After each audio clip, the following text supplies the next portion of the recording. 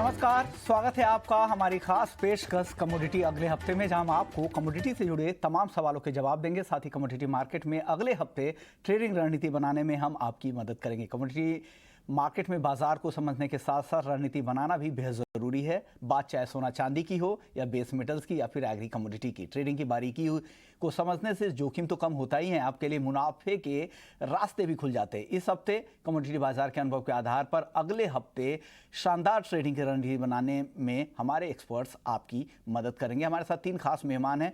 अपने मेहमानों से आपका परिचय करवा दें। हमारे साथ रविंद्र राव हैं कोटक सिक्योरिटीज से, दीपेश शाह है stevent.com से, और अजय केडिया जी हैं, केडिया कमोडिटी के एमडी और रिसर्च हेड हैं। आप तीनों ही मेहमानों का इस खास पेशकश में स्वागत है। लेकिन चलिए सबसे पहले एक अहम इवेंट जो इंटरनेशनल बुलियन एक्सचेंज की शुरुआत हो गई है गिफ्ट सिटी गुजरात में, इस मौके पर हमारे सहयोगी अंकुर मिश्रा ने IIBX के एमडी और CEO अशोक गौतम से खास बातचीत की। उन्होंने क्या कहा इस एक्सचेंज के बारे में, आइए सुन लेते हैं। देखिए, ये पहली बार है भारत में इंडिया इंटरनेशनल बुलियन एक्सचेंज बनाया गया है, जो कि IFSCA के तत्वावधान में बनाया गया है, गिफ्ट IFSC में। ये एक्सचेंज में US डॉलर बेस्ड ट्रेडिंग होती है। जो भी यहाँ पे गोल्ड या सिल्वर आएगा, अभी हम गोल्ड से शुरू कर रहे हैं। गोल्ड बार्स को वॉल्टिंग की सुविधाएं हैं यहाँ पे। हमारे साथ हमारी सहयोगी संस्था है जिनकी डिपॉजिटरी है, और जो भी यहाँ पे क्वालिफाइड ज्वेलर्स हैं या जो बुलियन को बेचने के लिए आना चाहते हैं, बड़े बड़े इंटरनेशनल बैंक्स, बुलियन डीलर्स, वो यहाँ पे एक डीमेट अकाउंट खोलते हैं, और उस डीमेट अकाउंट में वो BDR उनका क्रेडिट हो जाता है। तो एक्सचेंज पे जो ट्रेडिंग होती है वो BDR की यूनिट्स की ट्रेडिंग होती है। BDR का फुल फॉर्म बता देता हूँ, बुलियन डिपॉजिटरी रिसीट, जो कि एक सिक्योरिटीज़ के तहत में उस पर काम होता है। अभी क्या पहली चीज़ ये परमिट की गई है कि जो भारत में कुछ ज्वेलर्स हैं जो कुछ मानदंड को मीट करते हैं, उनको क्वालिफाइड ज्वेलर्स का दर्जा दिया जाएगा, और उसके बारे में डिटेल्स हमारी वेबसाइट पे दी हुई हैं। आज की तारीख में इस समय कल तक हमारे पास 64 क्वालिफाइड ज्वेलर्स ऑलरेडी जुड़ चुके हैं, और जैसे ही हम आगे बढ़ते जाएंगे, उम्मीद है कि हम लोग शीघ्र ही 3 का आंकड़ा पार कर लेंगे। इन क्वालिफाइड ज्वेलर्स के लिए एक सबसे बड़ी चीज़ ये हुई है कि पहली बार डिसइंटरमीडिएशन हुआ है गोल्ड इंपोर्ट के लिए। अभी तक वो लोग सब नॉमिनेटेड बैंक्स और नॉमिनेटेड एजेंसीज के थ्रू इंपोर्ट करते थे। अब IIBX एक्सचेंज पे पहली बार वो अपना प्राइस डाल के इंपोर्ट कर सकते हैं। भारतीय रिजर्व बैंक ने इसके लिए डॉलर फ्लो की सुविधा ऑलरेडी परमिट कर दी है। उसके तहत जब डॉलर यहाँ पे आता है तो कुछ एक लिमिटेड टाइम फ्रेम है, रिजर्व बैंक के सर्कुलर में सब चीज़ें दी हुई हैं, उसके अंदर उनको ट्रेड करना होता है, और जो खरीदते हैं BDR को, उसको कन्वर्ट करके ड्यूटी पे करके गोल्ड को फिजिकल ले जा सकते हैं। तो ये इंटरनेशनल बुलियन एक्सचेंज की शुरुआत हो गई है देश में, और यहाँ पर जो क्वालिफाइड ज्वेलर्स होंगे वो इसके जरिए इस प्लेटफॉर्म का इस्तेमाल कर पाएंगे, गोल्ड इंपोर्ट कर पाएंगे, और उनके लिए एक बड़ा प्लेटफॉर्म होगा। और आगे चलकर जब मार्केट की डेप्थ बढ़ेगी तो घरेलू बाजार में भी प्राइस डिस्कवरी बुलियन मार्केट की हो पाएगी, और आगे चल के और भी कई सारे कॉन्ट्रैक्ट्स लाने की तैयारी, चाहे वो सिल्वर हो, बेस मेटल्स हो, आने वाले समय में एक हब के तौर पर ये उभरेगा IIBX। चलिए आगे बढ़ते हैं और अब बात कर लेते हैं अगले हफ्ते किस तरह से आपको तैयारी करनी चाहिए, किस तरह से ट्रेड करनी चाहिए। सबसे पहले बात होगी चांदी की, क्योंकि चांदी में इस हफ्ते ज़बरदस्त रफ्तार दिखी। इंटरनेशनल मार्केट में करीब करीब 7 से 8% तक की तेज़ी दिखी। वहीं घरेलू बाजार में बात करें तो 4.5 से 5% तक की तेज़ी दिखी है। अब रविंद्र जी, क्या लग रहा है अगले हफ्ते, क्या ये तेज़ी आपको लग रहा है कि जारी रहेगी चांदी की? और अगर किसी को पोजिशनल व्यू बनाना है चांदी में तो किस तरह के लेवल के लिए बनाना चाहिए, क्या टारगेट ध्यान में रखें? विश्वमोहन जी, गुड इवनिंग। या मेरे हिसाब से इनफैक्ट हम काफ़ी हफ्तों से ये कह रहे थे कि सिल्वर में जो हमने रिसेंटली फॉल देखा है फ्रॉम $30 से लेके जो $18.5 जो आया था, आई थिंक वो एक I would say it was a technical throwback. हालांकि थोड़ा सा डीप हो गया थ्रोबैक, एक 61.8% का रिट्रेसमेंट हुआ ऊपर से, बट काफ़ी ल्यूक्रेटिव लेवल्स था, क्योंकि जहाँ से हमने ब्रेकआउट देखा था चांदी में इन 2020 ड्यूरिंग द पेंडेमिक, वहाँ पर फिर से प्राइसेस आए थे। तो I think it was a very good level to enter, और हमने ये भी देखा कि 54,000 55,000 काफ़ी बार प्राइजेस ने ट्राई किया कि 54,000 के नीचे जाए, लेकिन उसके नीचे जा नहीं पाया। और ये वीक में जो फेड का आउटकम था 75 बेसिस पॉइंट का, I think that provided the trigger, क्योंकि एक्सपेक्टेशन जो था उसके हिसाब से आया। और बेन बोलेगा तो जो फेड का जो स्टेटमेंट था, I think that was not that hawkish. उन्होंने कहा कि मीटिंग बाय मीटिंग देख के वो आगे का डिसीजन लेंगे। तो मेरे हिसाब से उससे डॉलर में वीकनेस बढ़ी है, और डॉलर अभी 106 के नीचे आया है, dollar index, and that has supported almost all the commodities. तो मेरे हिसाब से सिल्वर में अभी भी एक अपसाइड बाकी है। मैं जो नेक्स्ट टारगेट देख रहा हूँ वो अराउंड 21 से लेकर 21 हाफ डॉलर्स का है, जहां से हमने ब्रेकडाउन देखा था, एक ट्रायंगल ब्रेकडाउन था चार्ट्स पे, जिसके बाद हमने $18.5 के आसपास प्राइसेस को आते हुए देखा था। तो मेरे हिसाब से बुल्स जो है वो इनिशियली वो टारगेट करेंगे 21 से $21.50, जो कि एमसीएक्स में it should somewhere come to around 59 से 60,000 के आसपास। तो मेरे हिसाब से अभी भी इसमें थोड़ा सा स्टीम बाकी है, और एक आई वुड से एक शॉर्ट टर्म बॉटम बन चुका है इसमें। और इसमें अगर कोई भी डिप आता है, मेरे हिसाब से एमसीएक्स की लेवल्स की बात करें तो 56,500 would be a good level to enter, और 55,500 का एक सपोर्ट रहेगा, तो उसका स्टॉप लॉस मेंटेन कर सकता है। और हमें लगता है कि अगले हफ्ते में 59,000 तक के लेवल्स हम चांदी में देख सकते हैं। तो I think by and dips की स्ट्रैटेजी होनी चाहिए चांदी में। ओके, बाई ऑन डिप्स की स्ट्रैटेजी, जब भी आपको गिरावट यहाँ पे दिखे तो यहाँ पे खरीदारी का मौका होना चाहिए। और जो लेवल बता रहे हैं रविंद्र जी, पोजिशनल व्यू है 56,500 के आसपास चांदी में एंट्री करे, और 55,500 का 1,000 रुपये के नीचे का स्टॉप लॉस लगा ले वहाँ से, और 59,000 के टारगेट के लिए फिर वेट कर सकते हैं। अजय केडिया जी, आपको क्या लग रहा है, किस तरह के लेवल अगले हफ्ते के लिए आप उम्मीद कर रहे हैं चांदी में? जी, हाँ डेफिनेटली, अगर हम देखें तो फेड की जो अपडेट आई है उसके बाद मार्केट के अंदर हमने एक अच्छा खासा तेजी आती हुई देखी। इनफैक्ट अगर हम देखते हैं तो ज्यादा करके जब भी रेट हाइक होती है तो सोने चांदी में गिरावट आती है, बट ऑलरेडी हमने जैसे पहले भी कहा था कि 0.75 का रेट हाइक मार्केट डिस्काउंट कर गया है।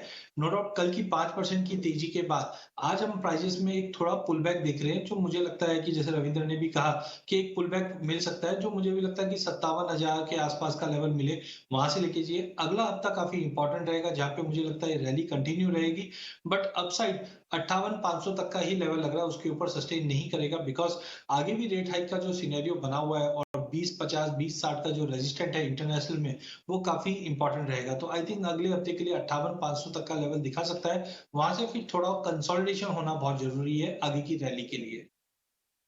चलिए, अब गोल्ड की भी बात कर लेते हैं और सिल्वर, दोनों की ही। दीपेन जी, आपको क्या लग रहा है गोल्ड और सिल्वर के लिए, आप किस तरह के लेवल्स देख रहे हैं अगले हफ्ते? Good evening. देखिए, सबसे पहले तो शो पे बुलाने के धन्यवाद, और काफी अच्छा लगता है आपके शो पे आने के लिए। देखिए, अगर गोल्ड सिल्वर की बात करेंगे तो हम कैटेगरिकली फिर से रिमाइंड कराना चाहेंगे दर्शकों को कि हम एक्सपेक्ट कर रहे थे कि ऐसी कोई गैप अप या गैप डाउन की बड़ी मूव आ सकती है फेडरल रिजर्व के अनाउंसमेंट के बाद, और अगर आप देखेंगे तो कल यही हुआ। लगभग हमें 1000 to 1200 पॉइंट्स की गैप अप देखने मिली, और वहां से फिर सिल्वर में और तेजी बढ़ती हुई देखने मिली। तो आइडियली यही रिकमेंडेशन होती है कि गोल्ड और सिल्वर में के जो भी लेवल्स आते हैं वहां पे आप स्टैगर्ड मैनर में बाइंग करते रहे हैं, और ऊपर में जब भी आपको 1500-2000 पॉइंट्स के प्रॉफिट मिलते हैं वहां पे बुक करते रहे। अगर ट्रेडिंग की बात करेंगे तो यहाँ से 500-600 पॉइंट्स की गिरावट या डिप आ सकती है सिल्वर प्राइसेस में, वहां पे आप फिर से अगले हफ्ते के लिए बाइंग करते चलें। रविंद्र जी, आपका टारगेट अगले हफ्ते के लिए गोल्ड को लेकर क्या है? गोल्ड में भी ये बाइंग की ही सलाह दे रहे हैं? अगर बाइंग की सलाह है तो किस लेवल पे खरीदे और क्या टारगेट दे रहे हैं? जी बिल्कुल, मेरे हिसाब से गोल्ड में भी एक पॉजिटिव मोमेंटम कंटिन्यू रहेगा।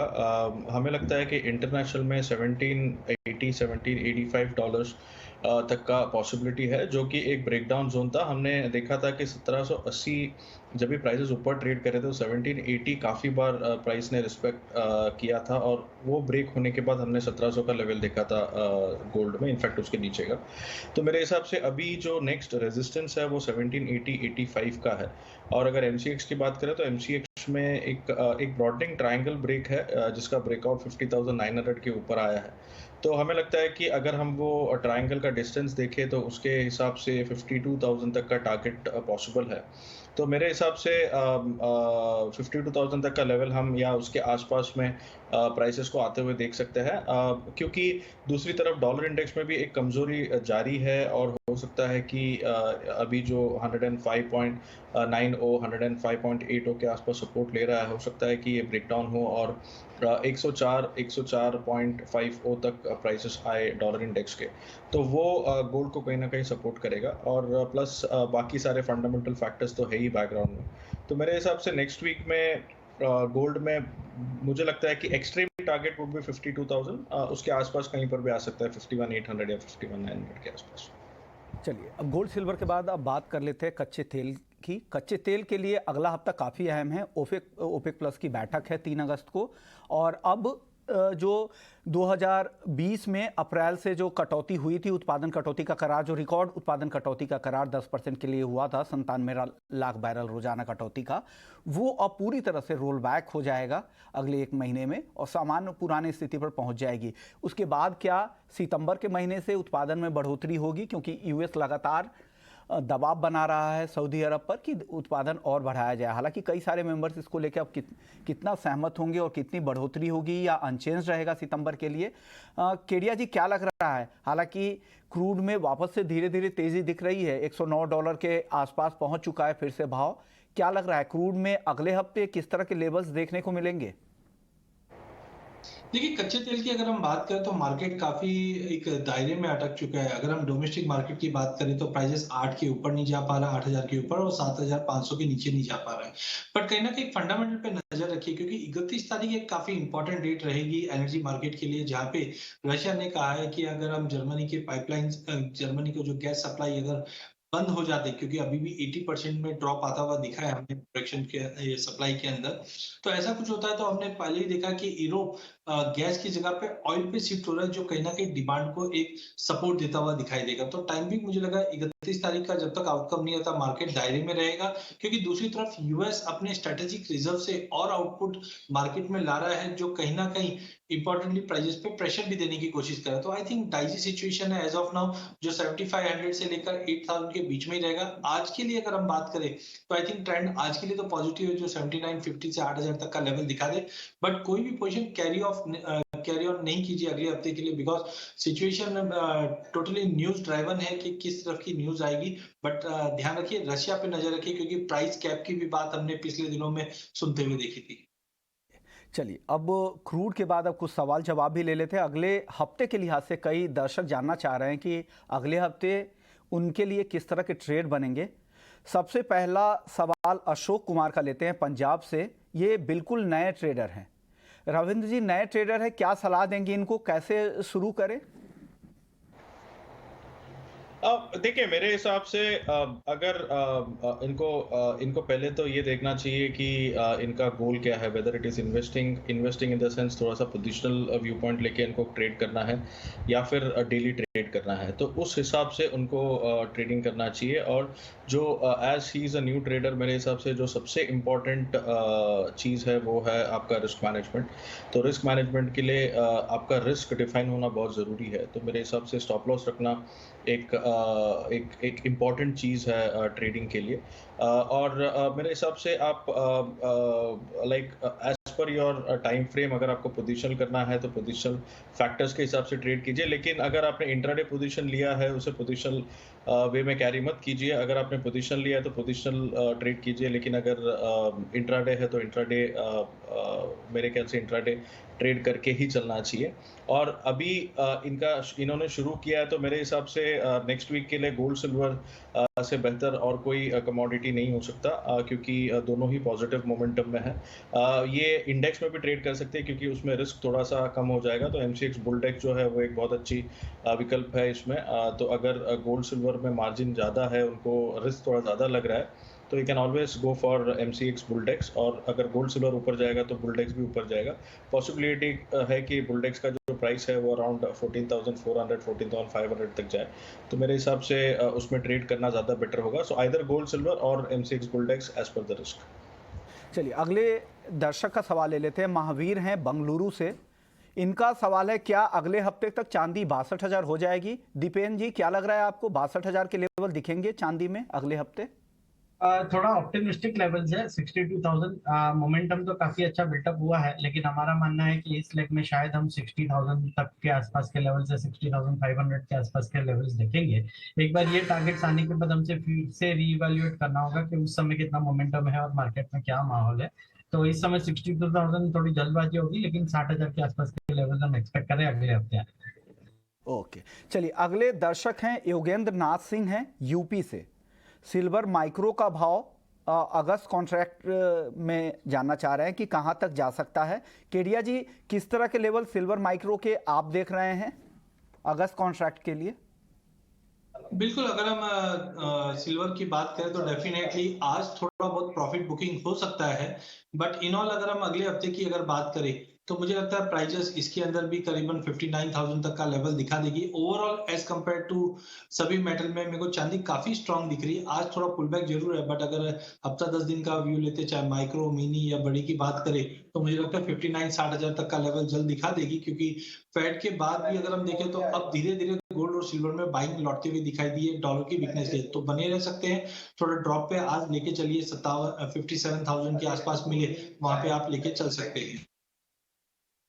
चलिए, तो ये व्यू है आपके लिए सिल्वर माइक्रो पर। चलिए अगले दर्शक है इसके बंसल है ग्वालियर से। कॉपर 700 रुपये कब होगा? रविंद्र जी, 700 रुपये आपको लग रहा है कॉपर कब तक होगा? जी, मेरे हिसाब से कॉपर में भी एक मोमेंटम शुरू हो चुका है। हमने पिछले वीक में भी कहा था कि लोअर लेवल्स पे सस्टेन नहीं कर रहा है प्राइसेस, और हम इसमें एक बाउंस बैक देख सकते हैं। बाउंस बैक आया है, बट मैं और थोड़ा सा कन्विंस होऊंगा अगर 450 के ऊपर ये थोड़ा सा सस्टेनेबली ट्रेड करे। अगर वो होता है तो फिर आई थिंक अगले हफ्ते में 770 तक के लेवल्स वेरी मच पॉसिबल है, जो कि हमारा कॉल भी है नेक्स्ट वीक के लिए। एक ब्रेकआउट पे कॉल है 451 के ब्रेक पे बाई करने का, तो 670 तक के लेवल्स पॉसिबल है। और उसके ऊपर अगर सस्टेन करता है तो मेरे हिसाब से हम कॉपर के प्राइसेस अराउंड 700 तक जाते हुए भी देख सकते हैं। तो मेरे हिसाब से we have to keep our fingers crossed, wait for a breakout 650 का। अगर उसके ऊपर सस्टेन करता है तो I think there is a good chance 700 तक जाए, but it will go step by step. तो मेरे हिसाब से पहला जो टारगेट होगा वो 670 का। अगले दर्शक हमारे अभिषेक हैं दिल्ली से। अभिषेक यशवंत इनका नाम है, नई दिल्ली से। 2 दिन पहले इन्होंने नेचुरल गैस के 12 लॉट खरीदे थे 700 के स्ट्राइक के कॉल ऑप्शन, और इन्होंने स्टॉप लॉस नहीं लगाया था और काफ़ी लॉस हो रहा है, करीब करीब 3.5 लाख रुपए का लॉस हो रहा है इनको। क्या लग रहा है, नेचुरल गैस में यहाँ से रिकवरी दिख रही है क्या दीपेन जी आपको?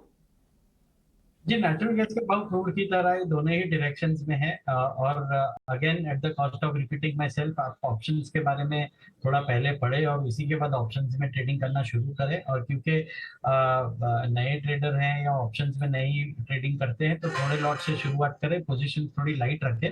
अभी तो टेक्निकली ऐसे लग रहा है कि प्राइसिंग में वोलेटिलिटी है और 700 के लेवल आ सकते हैं, लेकिन आपको ये भी समझना है कि 700 के ऊपर जितना प्रीमियम आपने पे किया है वो भाव जाते हैं तभी आपका मुनाफा शुरू होता है। तो अगर आप 700 के ऊपर ऑप्टिमिस्टिक हैं तो ही आपको 700 की स्ट्राइक लेनी चाहिए। हमें अभी ऐसा नहीं लग रहा है कि 700 के ऊपर भाव जाते हुए दिखेंगे। प्राइसेस पे थोड़ा प्रेशर रहेगा और 680 के आसपास ही पहुंच पाएंगे। तो आप स्टॉप लॉस क्योंकि नहीं लगाया है तो अभी हम ज्यादा इसमें राय नहीं दे सकते, बिकॉज आपका रिस्क अभी प्रीमियम तक है। और अगर आप यही एक्सपेक्ट कीजिए कि प्राइसेस में थोड़ी उछाला है और जहां भी उछाला है आप निकलने की कोशिश करें। चलिए, अब अगले दर्शक हमारे साथ हैं क्रिश हैं दिल्ली से। केडिया जी, कॉपर में ये जानना चाह रहे कि क्या करना चाहिए, किस तरह से ट्रेडिंग रणनीति बनानी चाहिए, क्या सलाह देंगे क्रिश को? देखिए, पूरे बेस में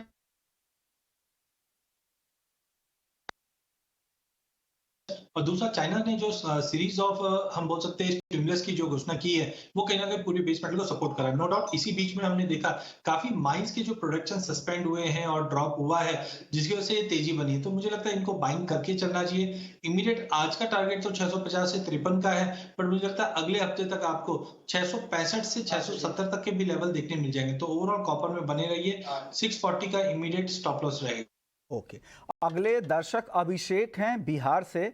क्रूड के किस स्ट्राइक की कॉल या पुट में ट्रेड करना चाहिए? केडिया जी, क्या सलाह देंगे अभिषेक को? देखिए, क्रूड में आज इंट्राडे व्यू पॉजिटिव का है, जो हमें लगता है 7900 तक का लेवल दिखा सकता है। दो तरीके से ये ट्रेड करके चल सकते हैं। पहला है बुल स्प्रेड, जहाँ पे जनरली हम देखते हैं कि हमारा कॉस्ट कम होना चाहिए। तो इन द मनी अगर हम देखें तो 7800 का जो कॉल है वो 380 के करीब मिल रहा है, उसको बाय कीजिए। और 7900 का कॉल है जो 334 के करीब भाव ट्रेड कर रहा है, तो इसको बेच के चलिए। तो दोनों में अगर डिफरेंस देखेंगे तो हार्डली 50 रुपए में आप एक बाइंग की पोजीशन बना सकते हैं। 7900 के टारगेट के लिए आप ऑप्शन में भी बुल स्प्रेड करके चल सकते हैं। अगले दर्शक है ओम प्रकाश है भिलाई से। नेचुरल गैस में एक हफ्ते के लिए क्या ट्रेंड रहेगा? रविंद्र जी, क्या ट्रेंड लग रहा है नेचुरल गैस में अगले एक हफ्ते के लिए? मेरे हिसाब से नेचुरल गैस में एक डबल टॉप बना है अभी, जो पिछला हाई था $9 के ऊपर, उसके ऊपर प्राइजेस जाके उसके ऊपर सस्टेन नहीं किया है। और एमसीएक्स की बात करें तो एमसीएक्स में भी 750 के आसपास जाके प्राइस वहां से हमने एक शार्प करेक्शन देखा है। तो मेरे हिसाब से जब तक ये डबल टॉप नहीं निकलता तब तक एक कंसोलिडेशन मोड रहेगा ऑन द लोअर साइड। 620 से लेके 610 तक का एक फ्लोर रहेगा, और अपसाइड जो है वो अराउंड 700 से लेके 720 का एक कैप रहेगा। तो मेरे हिसाब से ये रेंज में ट्रेड करना चाहिए नेचुरल गैस। तो अगर यहाँ से डिप आता है टुवर्ड 620 610, आई थिंक एक बाइंग अपॉर्चुनिटी होनी चाहिए विद स्टॉप लॉस ऑफ 590। और अपसाइड में अगर 700 से 720 तक जाता है तो जो टॉप है उसका स्टॉप लॉस रख के एक बार बेच सकते हैं। रेंज काफ़ी बड़ा हुआ है तो इसके लिए थोड़ा सा ब्रॉडर व्यू है इसमें, बट मेरे हिसाब से ये रेंज लेके चलना चाहिए और रेंज के अंदर प्ले करना चाहिए। ये दर्शक है नरेंद्र जैन है रतलाम से। इनका सवाल है चांदी मिनी इन्होंने शॉर्ट कर रखा है, जानना चाह रहा है कि 56,200 56,200 रुपये नीचे की तरफ क्या चांदी आएगी क्या? दीपेन जी, क्या लग रहा है 56,200 चांदी आएगी नीचे? ये डिफिकल्ट लग रहा है थोड़ा 56,200 का, बिकॉज हम एक्सपेक्ट कर रहे हैं कि थोड़ी बहुत मुनाफा वसूली आ सकती है कल के अच्छे खासे बाउंस बैक के बाद।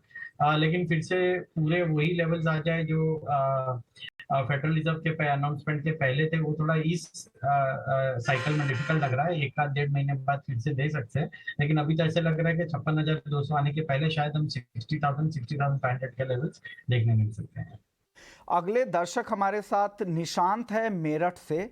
इनका सवाल चांदी पर है। 57,750 के टारगेट के लिए ये जानना चाह रहे थे कि क्या ये टारगेट, हालांकि ये टारगेट अचीव हो चुका है, वापस से ये उम्मीद कर रहे हैं क्या 58,000 तक जाएगा क्या चांदी? क्या लग रहा है केडिया जी, किस तरह के रेंज आप देख रहे हैं कि चांदी में अगले हफ्ते? देखिए, अगले हफ्ते की बात करें तो डेफिनेटली मुझे लगता है 58,500 का लेवल आराम से क्रॉस कर जाएगा चांदी में। बट पर्टिकुलर आज की बात करें तो कल की बड़ी रैली के बाद एक प्रॉफिट बुकिंग बनता है जो 57,500 से लेके 57,200 तक के लेवल नीचे दिखा सकता है। तो बेटर है बाय और ड्रॉप रखिए। अगर ऑलरेडी बने हुए हैं तो आज एक बार निकलने की कोशिश कीजिए, क्योंकि 57,200 300 तक का एक पुल बैक दिखाई दे रहा है। अगला हफ्ता 58,500 आराम से क्रॉस कर जाएगा। अगले हफ्ते के लिए अगर आप व्यू बना के चल रहे हैं तो बिल्कुल बना के चलिए। बट आज कम से कम 1,000 रुपए की गिरावट हम देख रहे हैं जो ऑलरेडी दिन में स्टार्ट हो चुकी है।